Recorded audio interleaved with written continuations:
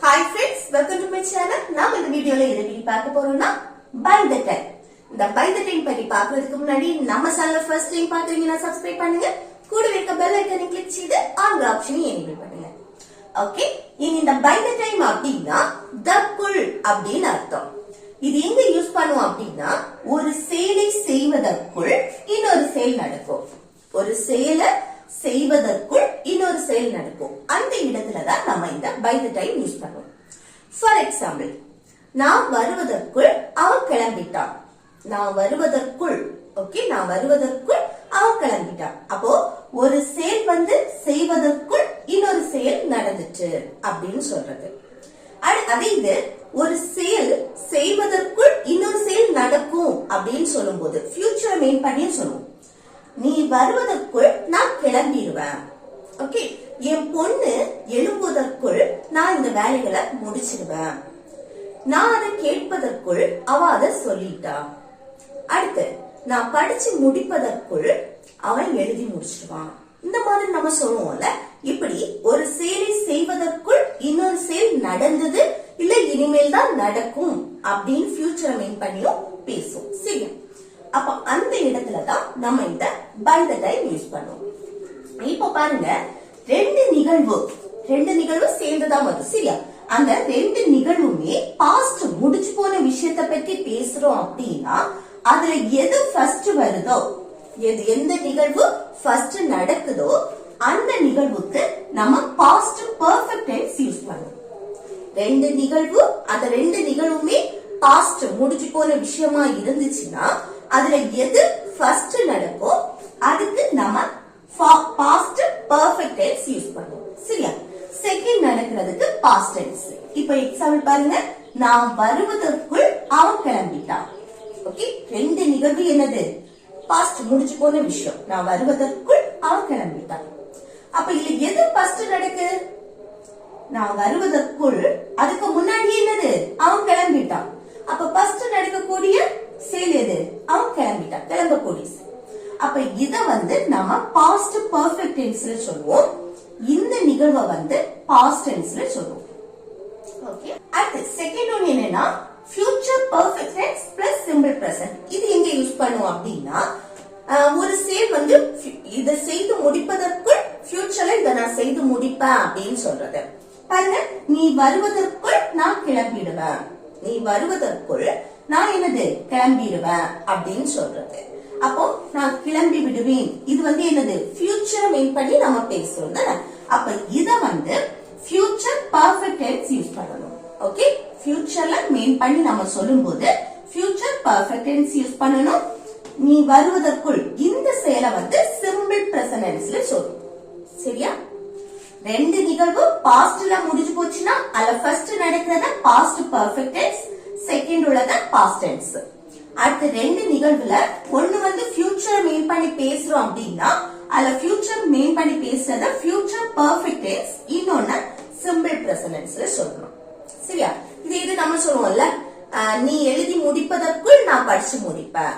அப்ப என்ன? எழுதி முடிக்கிறதுக்குள்ளாட்டி நான் படிச்சு முடிச்சிருவேன். அப்போ ஃபியூச்சர் மெயின் பண்ணி சொல்றோம். ஓகே, அப்ப படிச்சு முடிக்கிறதா என்னது?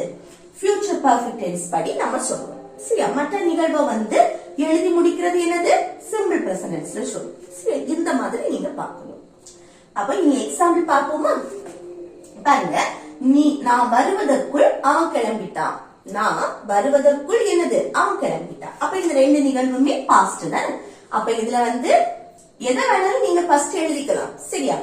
அப்ப நான் இது எழுதுக்கிறேன். நான் வருவதற்குள், இது ஒரு செட், அவன் கிளம்பிட்டான் அடுத்த செட், நான் இந்த செட் எடுக்கிறேன். சரியா? அவன் கிளம்பிட்டான் அப்படின்னா என்னது? பாஸ்ட் பெர்ஃபெக்ட் டென்ஸ் படி எப்படி சொல்லணும்? ஃபர்ஸ்ட் சப்ஜெக்ட் அவன், அவன்னா he. அடுத்து என்ன வரணும்னா had வரும். பாஸ்ட் பெர்ஃபெக்ட் டென்ஸ்க்கு சப்ஜெக்ட்டுக்கு அடுத்து had யூஸ் பண்ணுவோம். ஓகே, அடுத்து verb வரும். அந்த verb V3 ஃபார்ம்ல இருக்கும். அடுத்து என்னது? அவன் கிளம்பிட்டான். கிளம்புறதுக்கு இங்கிலீஷ்ல என்னது? லீவ். அதோட past left, past participle left. Okay, இது verb V3 ஃபார்ம்ல இருக்கும். He had left அப்படின்னா அவன் கிளம்பிட்டான். நாம் வருவதற்குள். அப்போ எந்த நிகழ்வு கூட வருது? தற்குள். இந்த நிகழ்வு கூட. அப்ப இந்த நிகழ்வை எழுதுறதுக்கு முன்னாடி இந்த தற்குள் அதுக்கு மீனிங் எழுதிடணும். என்னது? By the time. ரெண்டையும் இணைக்கக்கூடிய இணைப்பு சொல். சரியா? By the time. அடுத்து என்னது? இத என்ன ஃபார்ம்ல எழுதணும்? Past tense. ஓகே. அப்போ நான் சப்ஜெக்ட் ஐ. அடுத்து என்ன வரணும்? Past tense. Simple past tense படி நாம எழுதும் போது ஃபர்ஸ்ட் சப்ஜெக்ட், அடுத்து வெர்ப் வரும். அந்த வெர்ப் V2 ஃபார்ம்ல இருக்கும். சரியா? அடுத்து வெர்ப் எது? வருவதற்குள். வாரதுக்கு இங்கிலீஷ்ல கம். அதோட பாஸ்ட் கேம். இல்ல கேம்னு சொல்லலாம். இல்ல arrive. Okay. arrive, arrived.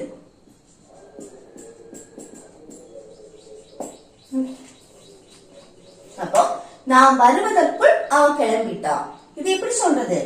He had left by the time I came. Okay? He had left by the time I came. Past perfect tense-க்கு நம்ம சப்ஜெக்ட்டுக்கு அடுத்து had யூஸ் பண்ணுவோம். அடுத்த verb V3 ஃபார்ம்ல இருக்கும்.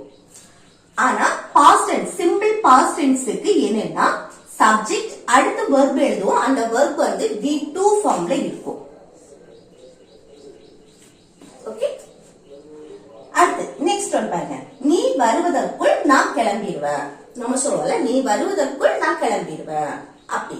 இது எப்படி சொல்லலாம்? இது கிளம்பிடுவேன் என்னது? ஃபியூச்சரை மீன் பண்ணி பேசுறது. அப்ப இந்த நிகழ்வை நம்ம ஃபியூச்சர் பெர்ஃபெக்ட் டென்ஸ் படி நாம சொல்லணும். அது எப்படி சொல்றது பாருங்க. ஃபர்ஸ்ட் இந்த நிகழ்வை நான் எடுக்கிறேன். சரியா? நான் சப்ஜெக்ட் ஐ. அடுத்து என்ன வரணும்னா will have. Future perfect tense படி பேசும்போது will have யூஸ் பண்ணுவோம் சப்ஜெக்ட்டுக்கு அடுத்து. பாஸ்ட் பெர்ஃபெக்ட்டுக்கு நம்ம had யூஸ் பண்ணுவோம். இங்க ஃபியூச்சர் பெர்ஃபெக்ட்டுக்கு நம்ம will have யூஸ் பண்ணுவோம். அடுத்து என்னன்னா verb. அந்த verb V3 ஃபார்ம்ல தான் இருக்கும். சரியா? நான் கிளம்பிடுவேன். கிளம்புறதுக்கு leave. அதோட பாஸ்ட் left. பாஸ்ட் பார்ட்டிசிபிள் என்னது? left தான். Okay. I will have left அப்படின்னா நான் கிளம்பிடுவேன் அப்படின்னு அர்த்தம். எப்போ? நீ வருவதற்குள். அந்த தற்குள் அதுக்குதான் என்ன போடுவோம்? by the time. Okay. by the time. அதுக்கப்புறம் சப்ஜெக்ட் எழுதணும். இத என்ன ஃபார்ம்ல எழுதணும்? Simple present tense. ஓகே. அப்ப சப்ஜெக்ட் நீ. நீனா you. அதுக்கு அடுத்து verb எது? வருவதற்குள். வரக்கூடிய செயல். வாரதுக்கு இங்கிலீஷ்ல கம். சிம்பிள் பிரசன்ட் படி எழுதும் போது ஃபர்ஸ்ட் சப்ஜெக்ட் அடுத்து verb. இந்த verb V1 ஃபார்ம்ல இருக்கும். ஓகே. சிம்பிள் பிரசன்ட்ஸ்ல எழுதும்போது அப்போ நீ வருவதற்குள் நான் கிளம்பிடுவேன் அப்படின்னு சொல்லணும்னா எப்படி சொல்றது? I will have left by the time you come. Okay? I will have left by the time you come. இல்ல என்னன்னா arrive கூட சொல்லிக்கலாம். சரியா? ஓகே. அப்போ I will have left by the time you arrive. இப்படி சொல்லலாம். சரி? அடுத்து நெக்ஸ்ட் பாருங்க. நீ வருவதற்குள் நான் என் வேலையை முடிச்சிடுவேன். நம்ம சொல்லுவோம்ல, நீ வர்றதுக்குள்ளால நான் என் வேலையை முடிச்சிடுவேன் அப்படின்னு. இது எப்படி சொல்றது? பாருங்க. நீ வருவதற்குள் இது ஒரு செட்டு. நான் என் வேலையை முடிச்சிடுவேன். பாருங்க. முடித்து விடுவேன். ஃபியூச்சரை மெயின் பண்ணி சொல்றோம். அப்போ இந்த நிகழ்வு என்னது? ஃபியூச்சர் மெயின் பண்ணி சொல்றதால இது ஃபியூச்சர் பெர்ஃபெக்ட் டென்ஸ்ல சொல்லுவோம். அப்போ இந்த நிகழ்வு என்னது? சிம்பிள் பிரசன்ட் டென்ஸ்ல நம்ம சொல்லுவோம். சரியா? ஒன்னு ஃபியூச்சர் பெர்ஃபெக்ட் டென்ஸ்ல சொன்னா இன்னொன்னு என்னது? Simple present tense. அப்ப எப்படி சொல்றது? பாருங்க. ஃபர்ஸ்ட் இந்த நிகழ்வு எடுப்போமா? நான் என் வேலையை முடிச்சிருவேன். இது எப்படி சொல்றது? ஃபர்ஸ்ட் நான் சப்ஜெக்ட் ஐ. அடுத்து என்ன வரணும்னா will have. Future perfect tense படி சொல்லும்போது அடுத்து verb வரும். என் வேலையை முடிச்சிடுவேன். முடிக்கக்கூடிய செயல். முடிக்கிறதுக்கு finish. அதோட past finished. past participle finished. Okay, finished. அடுத்து என்ன? என் வேலையை my work. அப்போ நான் என் வேலையை முடிச்சிடுவேன் அப்படின்னா I will have finished my work. I will have finished my work. அடுத்து பாருங்க. நீ வருவதற்குள். அந்த தற்குள் by the time. by the time. அடுத்து என்ன வரணும்? Subject Neena you. அடுத்து என்ன வரக்கூடிய செயல் verb. வரதுக்கு இங்கிலீஷ்ல come இல்லனா arrive இப்படி சொல்லலாம். அப்போ நீ வருவதற்குள் நான் என் வேலையை முடிச்சிடுவேன். இதை எப்படி சொல்லலாம்? I will have finished my work by the time you come. Okay? I will have finished my work by the time you come. Next, நான் கேட்பதற்குள் மீராத சொல்லிட்டா. நான் அதை கேட்கறதுக்குள்ளாலே என்னது மீராத சொல்லிட்டா. இது எப்படி சொல்லலாம்? பாருங்க, நான் கேட்பதற்குள் இது ஒரு செட்டு மீராத சொல்லிட்டா. என்னது மீராத சொல்லிட்டா? பாஸ்ட் முடிச்சு போன விஷயம் தான் ரெண்டுமே. அப்ப என்ன ஃபர்ஸ்ட் எது நடந்து? நான் கேட்பதற்குள்ளாடியே என்னது அவ அதை சொல்லிட்டா. அப்ப அது என்னது ஃபர்ஸ்ட் நடந்த செயல் என்னது மீராதை சொல்லிட்டா. அப்ப இத என்னது பாஸ்ட் பெர்ஃபெக்ட் டென்ஸ் சொல்லு. ஃபர்ஸ்ட் நடந்த செயல பாஸ்ட் பெர்ஃபெக்ட் டென்ஸ்.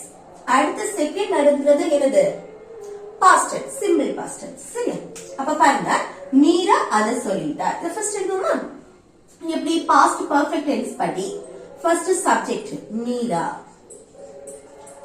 அடுத்து என்ன வரணும் had, அதுக்கப்புறம் verb அத சொல்லிட்டா. சொல்றதுக்கு இங்கிலீஷ்ல say. அதோட past said, past participle said. அது it இல்ல that கூட சொல்லிக்கலாம். அப்ப மீரா அத சொல்லிட்டா அப்படின்னா Meera had said it. Meera had said it. அடுத்து நாம் கேட்பதற்குள் அந்த தற்குள் அதுக்கு by the time. by the time. அடுத்து என்ன வரணும்? இது சிம்பிள் பாஸ்ட் டென்ஸ் படி சொல்றோம். ஃபர்ஸ்ட் நான் சப்ஜெக்ட் I. அதுக்கு அடுத்து என்ன வரணும்? verb வர அந்த verb V2 ஃபார்ம்ல இருக்கும். கேட்பதற்குள் கேட்கக்கூடிய செயல். கேட்கறதுக்கு இங்கிலீஷ்ல ask. அதோட பாஸ்ட் asked. ed கூட சேர்த்தா போதும். ஓகே? அப்ப நான் கேட்பதற்குள் மீரா அத சொல்லிட்டா. இது எப்படி சொல்றது? Meera had said it by the time I asked. Okay? நான் கேட்பதற்குள் மீரா அத சொல்லிட்டா அப்படின்னு சொல்றதுக்கு எப்படி சொல்லலாம்? Meera had said it by the time I asked. Okay? அடுத்து நான் போய் சேர்வதற்குள் பஸ் கிளம்பி விட்டது. நம்ம சொல்லுவோம்ல, நான் போய் சேர்வதற்குள்ளால பஸ் கிளம்பிட்டு. இது எப்படி சொல்லலாம்? நான் போய் சேர்வதற்குள் இது ஒரு செட்டு, பஸ் கிளம்பிட்டு அடுத்த செட்டு. ரெண்டுமே என்னது பாஸ்ட் முடிஞ்சு போன விஷயம். அப்ப என்ன எது ஃபர்ஸ்ட் நடந்தது?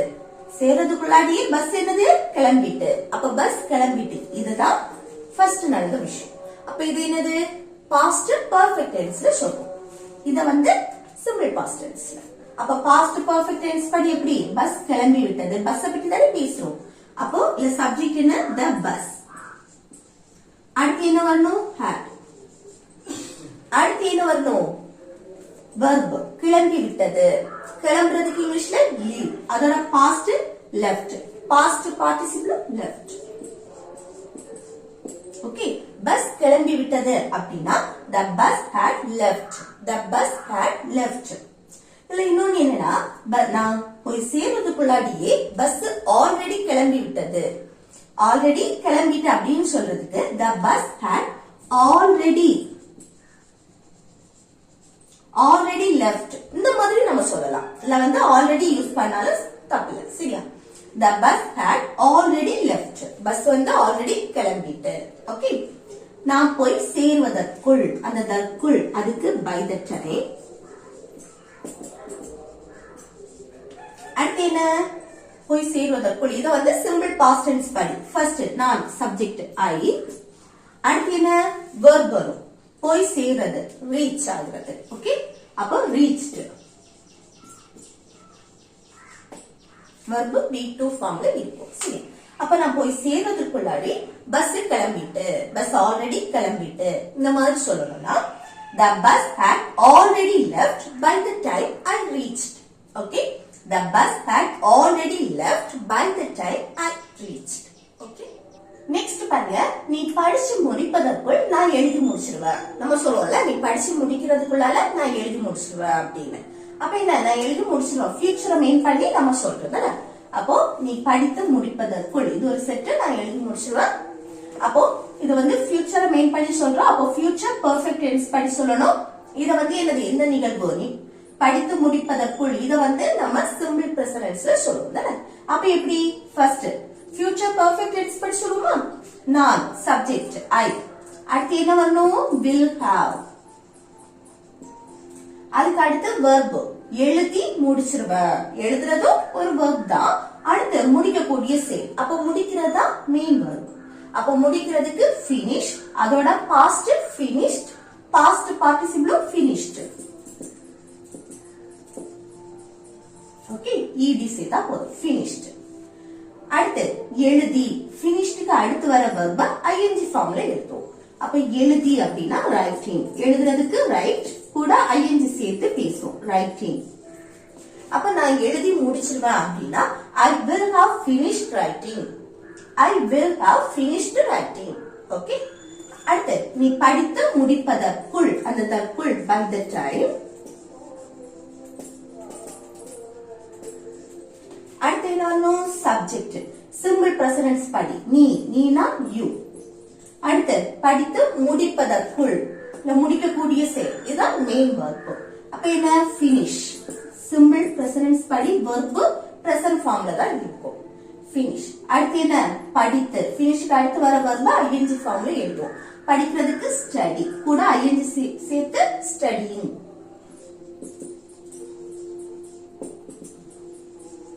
Okay study. அப்போ நீ படிச்சு முடிப்பதற்குள் நான் எழுதி முடிச்சிருவேன். இது எப்படி சொல்லலாம்? I will have finished writing by the time you finish studying. Okay? I will have finished writing by the time you finish studying. Next, நீ அத வாங்குவதற்குள் நான் வந்துருவேன். நீ அத வாங்குறதுக்குள்ளாடி என்னது நான் வந்துருவேன். இது எப்படி சொல்லலாம்? பாருங்க, நீ அதை வாங்குவதற்குள் நான் வந்துருவேன். ஃபியூச்சரை மெயின் பண்ணி சொல்றோம். அப்ப நான் வந்துருவேன், இத வந்து ஃபியூச்சர் பெர்ஃபெக்ட் டென்ஸ் படி சொல்லுவோம். அடுத்து நீ அதை வாங்குவதற்குள், இத வந்து சிம்பிள் பிரசன்ஸ்ல. அப்ப எப்படி சொல்றது? நான் வந்துருவேன் அப்படின்னா ஃபியூச்சர் பெர்ஃபெக்ட் டென்ஸ் படி நான் சப்ஜெக்ட், அடுத்து will have, அதுக்கப்புறம் verb வந்துருவேன், வரக்கூடிய செயல், வாரதுக்கு இங்கிலீஷ்ல come, அதோட past came, past participle come தான். Okay verb V3. அப்ப நான் வந்துருவேன் அப்படின்னா I will have come, I will have come. எப்போ? நீ அதை வாங்குவதற்குள், தற்குள் by the time. அடுத்து இது வந்து சிம்பிள் பிரசன்ஸ்ல சொல்றதுல நீ, நீனா you. அடுத்து verb அதை வாங்குவதற்குள், வாங்கக்கூடிய செயல், வாங்குறதுக்கு இங்கிலீஷ்ல buy. அடுத்து அதை, இட் இல்லனா that. ஓகே அப்போ நீ அத வாங்குவதற்குள் நான் வந்துருவேன். இது எப்படி சொல்லலாம்? I will have come by the time you buy it. Okay, I will have come by the time you buy it. Next, நீ படிச்சு முடிப்பதற்குள் நான் இந்த துணிகளை வந்து துவைச்சிருவேன். ஓகே, நீ என்னது? நீ படிச்சு முடிப்பதற்குள் நான் இந்த துணிகளை துவைச்சிருவேன். இது எப்படி சொல்லலாம்? பாருங்க, நீ படித்து முடிப்பதற்குள், இது ஒரு செட், நான் இந்த துணிகளை துவைச்சிருவேன் அடுத்த செட். அப்ப இது என்னது? ஃபியூச்சரை மெயின் படி சொல்றோம். அப்ப ஃபியூச்சர் பெர்ஃபெக்ட் டென்ஸ் படி இதை நம்ம சொல்றோம். அப்ப என்ன ஃபர்ஸ்ட் சப்ஜெக்ட் நான் I, அதுக்கு அடுத்து will have, அதுக்கப்புறம் என்ன வரணும்? verb, verb V3 ஃபார்ம்ல இருக்கும் தானே. இந்த துணிகளை துவைச்சிருவேன், துவைக்கிறதுக்கு wash, அடுத்து washed, washed ed சேர்த்தா போதும் சரியா washed. அடுத்து இந்த துணிகளை அப்படின்னா these clothes. Okay these clothes. இந்த அப்படின்னா this எப்ப வரும் அப்படின்னா இங்க வந்து துணி, ஒரே ஒரு துணியை நீங்க மென்ஷன் பண்றீங்க, ஒன்னே ஒண்ணு நம்ம மென்ஷன் பண்ணி இந்தன்னு சொல்றோம்னா அதுக்கு this போடுவோம், this cloth. ஓகே, இது துணிகளை அப்படின்னா ஒன்றுக்கு மேற்பட்ட துணிகளை நம்ம மென்ஷன் பண்றோம். சோ அதுக்கு இந்த அப்படின்னா these வரும். ஓகே, these cloths அப்படின்னா இந்த துணிகளை.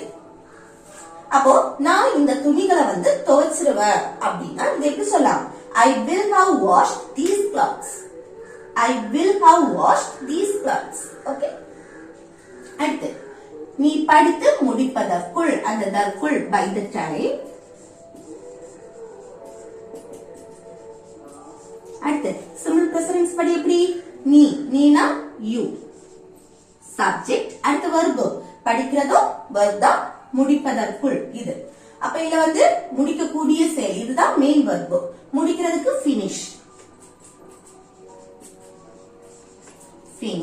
அடுத்து என்ன படித்து படிக்கக்கூடிய செயல் அந்த finish அடுத்து வர verb ing ஃபார்ம்ல எழுதணும் தானே study studying